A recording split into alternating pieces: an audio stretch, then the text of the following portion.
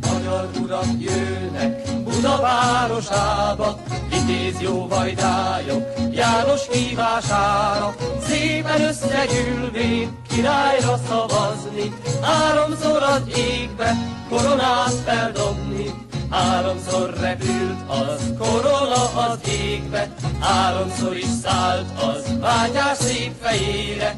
Így lett az országnak jó vitéz vezére, így lett az magyarnak dicső fejedelme.